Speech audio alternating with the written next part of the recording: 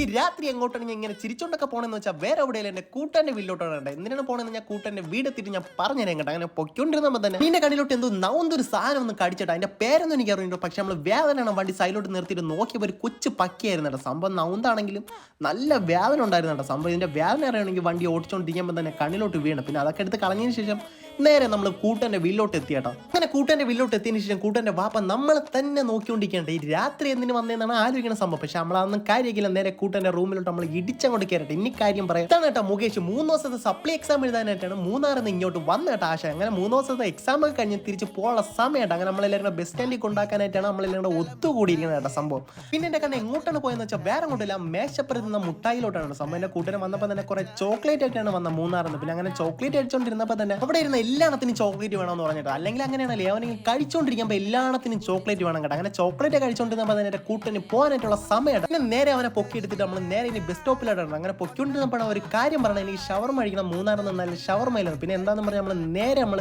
കേട്ട പതി കേൾക്കാത്ത പതി നേരെ ഒരു ഷവർമ കടയിലോട്ട് കൊണ്ടുവന്ന് വണ്ടി അങ്ങോട്ട് നിർത്തിയിട്ട് രാത്രി 11 മണിക്ക് ഈ ഒരു കട മാത്രമേ തുറന്നിട്ടുള്ളൂ. നമ്മൾ നേരെ അങ്ങോട്ട് കയറി ചെന്ന് 4 ഷവർമ അങ്ങോട്ട് ഓർഡർ ചെയ്തേട്ടോ. ഈ ഷവർമയ്ക്ക് വേണ്ടിയുള്ള കാത്തിരിപ്പാണ്. അങ്ങനെ കുറേ നേരത്തെ കാത്തിരിപ്പ് ശേഷം ഷവർമ കയ്യിലോട്ട് കിട്ടിയിട്ട് സംഭവം കൊള്ള കട കിട്ടുക്ക് സാധനം തന്നെ. അങ്ങനെ ഷവർമയൊക്കെ കഴിച്ചിട്ട് നമ്മൾ നേരെ മുകേഷിനെ കൊണ്ടുവന്ന് ബസ് സ്റ്റാൻഡിലാക്കി അവനൊരു ടാറ്റയും കൊടുത്തിട്ട് നേരെ ഇനി വീട്ടിലോട്ടാണ് കേട്ടോ.